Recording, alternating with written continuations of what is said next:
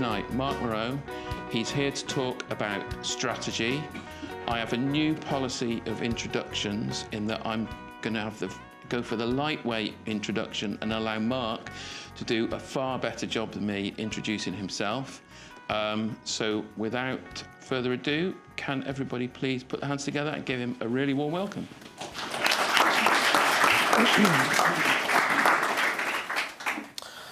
Hello everyone. Whilst I'm logging into my MacBook to bring up my presentation, can I get a raise of hands? Are there any product managers in the audience?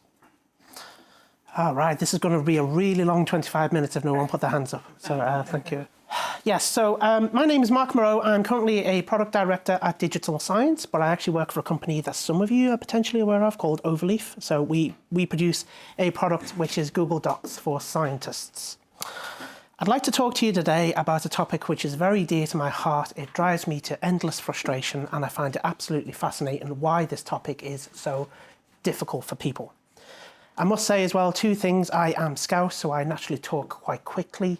And secondly of all, I do swear sometimes, and it's not intentional. Is swearing allowed? Or Swearing's fine. Swearing's allowed, right, I'll go for it. So I came upon the title of this presentation because I find it quite strange. Every organisation needs strategy. I don't think any organisation or the leader of any organisation at any point says strategy is not important to us. Yeah? So why do we make it so bloody hard all the time to have a strategy? I am actually not an expert on strategy, so lots of what I'm talking about today are going to be criticisms that have been levelled at me by the people who work with me, my peers, my reports, and so on and so forth. I absolutely am not an expert in strategy. I don't have an MBA, I didn't go to business school, and I don't find any of that interesting either. But I do think that we are potentially making this topic a lot harder than it needs to be. People do like credentials, and I do have some credentials, so this will justify some of the ranting that you're going to hear for the next 20 minutes or so. I've worked for various companies on the left there. I won't name any individual companies. Some of these companies have got a strategy. Most of them aren't, and I will not go any further than that. I've also been a product analyst, product owner, product manager, senior product manager, and product director. So I feel somewhat qualified to talk about strategy. Product managers in the room will probably be very comfortable with the fact engineers often say to you, what is the strategy? What are we doing? Why are we doing this? So product managers are uniquely placed in the kind of the dragon's mouth of being able to be very good at strategy. But honestly, most of the time, we're not very good at strategy.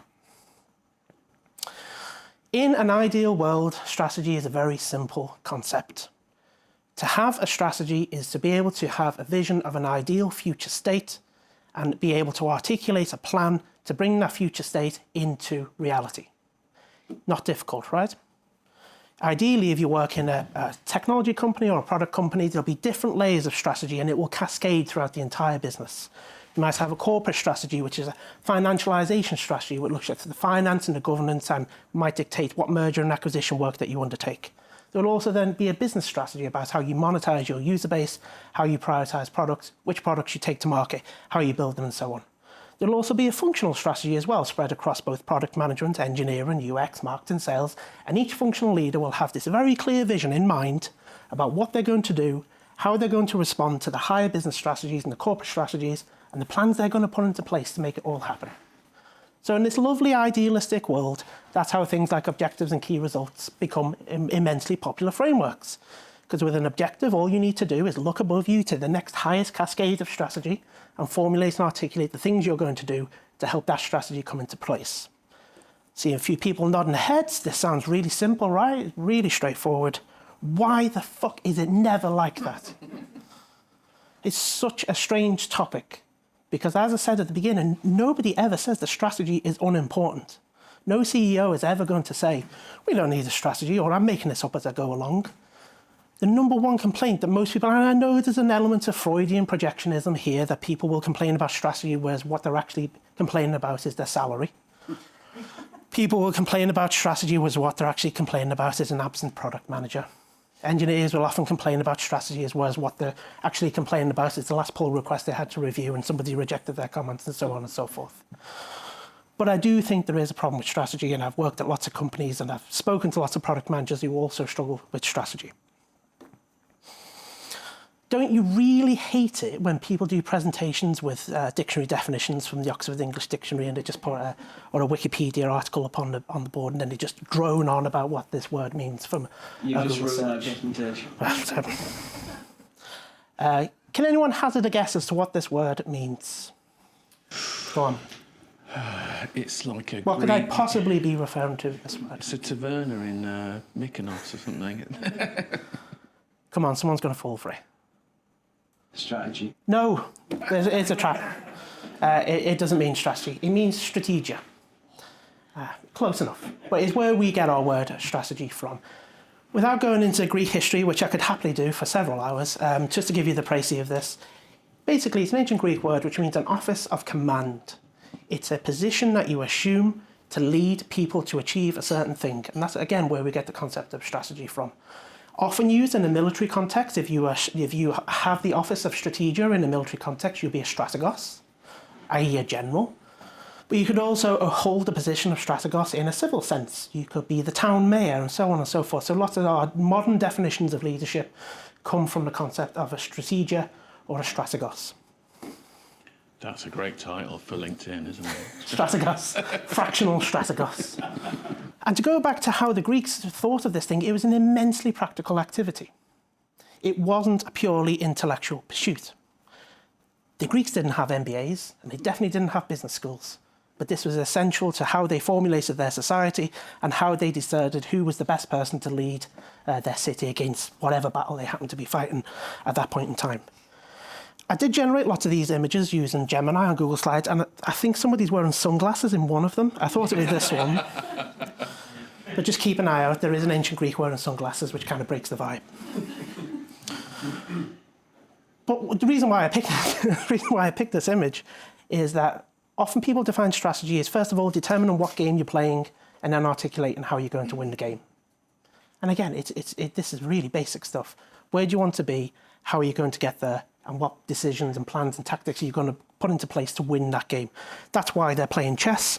Although I think chess is an ancient Chinese thing, that's a separate conversation again. So if we all agree on this is a really fundamental, simple things, and it's just one word in the dictionary, and we can look it up, and most people can understand exactly what it's trying to articulate, why is this always so difficult? And why does your company or my company potentially suck at strategy? Can I have a show of hands of anyone who's ever come across Simon Wardley or heard of Simon Wardley? Oh, he's a lot more popular than I thought. To carry on this theme of a strategos, Simon Wardley once said, if you were a commander in battle, what is the number one thing that you would need at hand, understand deeply, and be able to communicate well in order to win the battle? A map. Why is a map immensely useful in those situations? Because a map is an articulation of situational awareness. It shows where the enemy forces are in relation to where you are.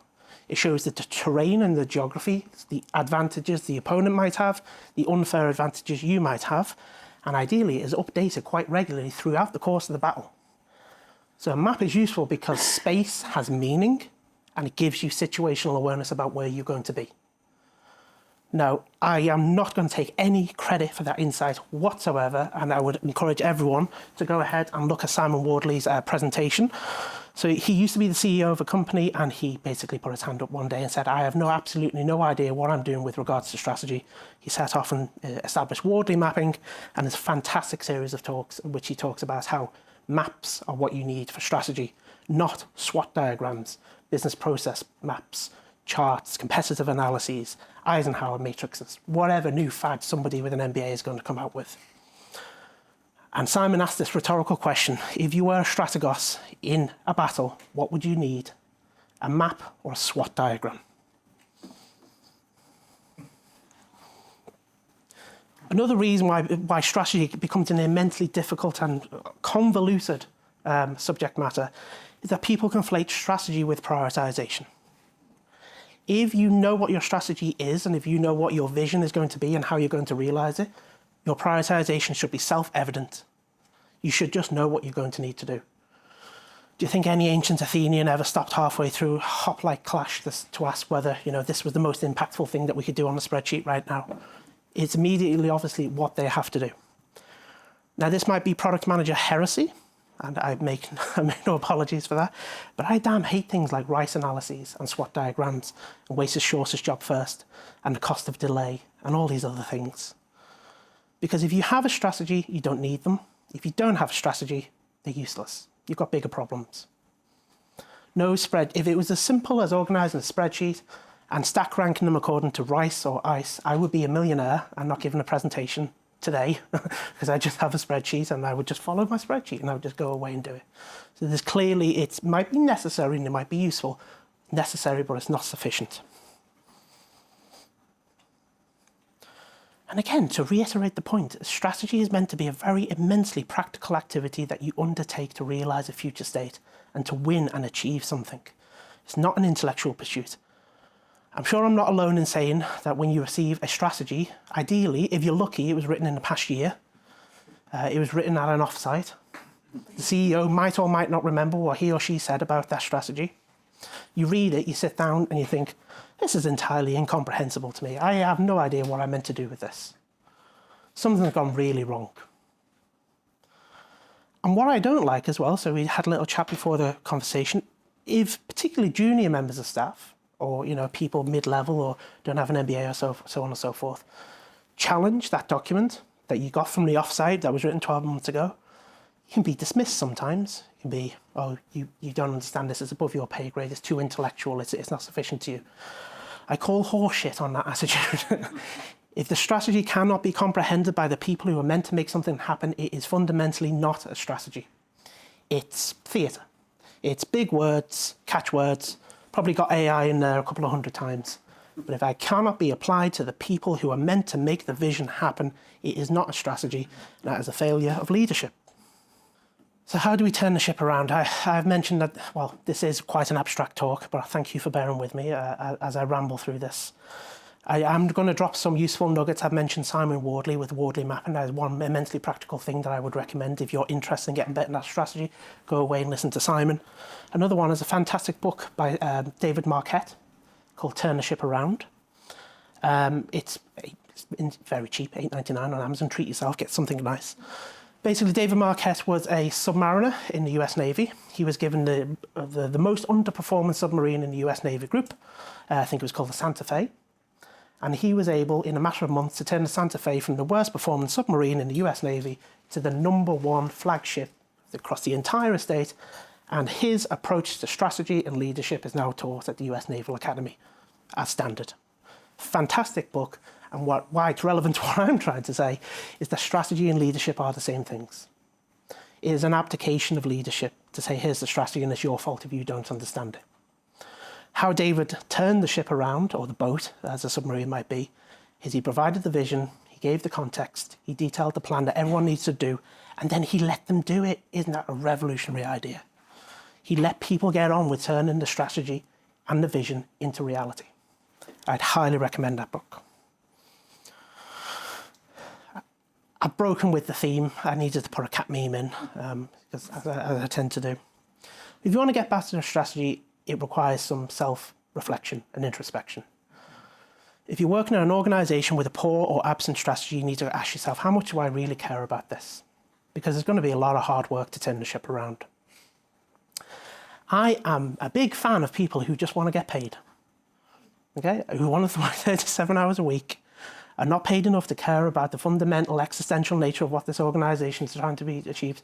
And in which case, if that's you, that's absolutely fine. I've done it several times myself.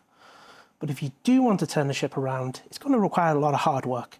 And as Simon goes into in one of his presentations, if you question the strategy and the vision of an organisation, you're questioning leadership, or you should be questioning leadership, which means you're questioning some potentially quite angry people with a lot of authority if this goes wrong. But as I say, if you just want to get paid and work 37 hours a week, just accept that lots of organisations have terrible strategy. You also be idealistic as well if you want to get better strategy. Do not let people bamboozle you with buzzwords and jargon and educational certifications and qualifications. This is a simple topic. Have a vision of where you want to be. Determine the plan that's going to get you there and actually do it. And if you challenge the strategy and you think the strategy is inappropriate or poorly articulated or not doesn't have sufficient articulation or led by leadership, you also need to realize as well that lots of what you spend that 37 hours a week of doing is largely pointless. It's bureaucratic, busy work for no real end. And it's a good job I can swear on this, because there's also another fantastic book that I would refer you to by a sociologist called David Graeber on the theory of bullshit jobs. Lots of organizations thrive paradoxically on bureaucracy. Does not mean that they need to have a compelling strategy. But again, you can go both ways on this. If you want to get paid and you want to work 37 hours a week, it's absolutely fine, but just don't put too much heart or emotion into any of the meetings or the PRDs that you're asked to fill in, or the all hands that you're meant to attend. But if you want to get better at it, you need to recognize that a lot of this is pointless and you can just ignore it. It's not a fantastic way to win friends, but it frees your week up incredibly quickly. You may not be familiar, or actually, is anyone familiar with the OODA loop? It sounds like something out of Doctor Who, OODA or something, OODA loop. You might not be familiar with the OODA loop, but I'm sure people are familiar with the concept of continuous adaptation and continuous inspection and a constant cycle methodology. It's the basis of Lean, is the basis of Agile. OODA is a concept, again, forgive me for all the military references, it's a little bit unavoidable when you talk about this kind of topic. The OODA loop was a concept given about by a chap called John Boyd, called the Mad Major, who was an Air Force general in 1950s, 1960s US Air Force.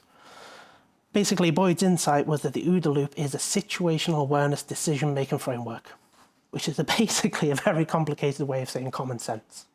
Because I think most people go through an OODA loop in all elements of their life, and yet when we come to work, it seems to just go completely out of the window. The OODA loop, what does it stand for? So, the first O is observe. What game are you playing? That's both the market, your competitors, your customer, your internal colleagues, your role and your function within the organization. Again, this goes back to the concept of a map. Understand the situation that you're in. Orientate yourself. So if I want to achieve an ideal future vision, if I want to bring something into reality, where am I in this game? Come up with the decisions that you're going to have to make, the D, and there's always more than one decision that you can make. If it's ever presented as one decision, that's not a decision-making framework. That's, a fait accompli or tyranny or something. And then you actually need to make the decision and act. I know it's a radical idea that a strategy is meant to help you make decisions, but you've also fundamentally got to act on it. And John Boyd's primary insight was that pilots who he trained, who went through that mental model, just reminding themselves, observe, orientate, decide, act, observe, orientate, decide, act, could outperform absolutely any other fighter jet, any other pilot in the academy, even when they were given the worst possible jet in the total armory. This is an actual picture from the 1960s textbook or something, and I couldn't make it any more pixelated by blowing up. I'm sorry about that. But the little squiggly line that looks like a fish head intercepting some arrows on the right-hand side was basically there again, another articulation of another strategy fundamental, this time by a Canadian ice hockey player, Goyatskis, I can't pronounce his name. I'll look it up later. He basically said, skate to where the puck is going to be, not the where the puck is now. And that's what the squiggly fish head line intercepting the arrows is meant to indicate. So the pilots do not fly to where the plane is now to win the battle, they fly to where the plane is going to be. The more you cycle through the OODA loop as a situational decision-making framework, the more battles you're going to win. And this is empirical evidence. The pilots who implemented, or at least said they implemented that framework, were able to win almost all of their dogfights compared to the pilots who weren't. Can't finish any kind of talk in 2025 without talking about artificial intelligence. So I'm going to cover some ground related to artificial intelligence. Really not a big fan of artificial intelligence when it comes to critical thinking. If you're using artificial intelligence, OpenAI or Gemini or anything to complete a product requirements document, or synthesize user interviews, or synthesize internal feedback to produce an insight, AI is not going to put you out of a job. You're putting yourself out of a job. Artificial intelligence has many uses. It has absolutely no application in strategy whatsoever. All these models and these LLMs and whatever new buzzword that we want to come up with are trained on things which already exist. Strategy is about envisaging an ideal future state which does not yet exist. So logically, AI is never going to help you with that. All it's going to do is outsource, and the one thing that you can do that no machine, potentially, touch wood, will ever be able to do is critical thinking based on situational awareness. counter some of that because I do work for a company that invests quite heavily in artificial intelligence. So I've got a job to go back to. There are applications in AI and strategy, but I would say it's more in the case study method. So the one way to get better at something that's practical is to do it many, many, many times. Unless you want to change unless you want to change job every 6 months, which is an option available to you. The best way to get better at strategy is to talk to an AI.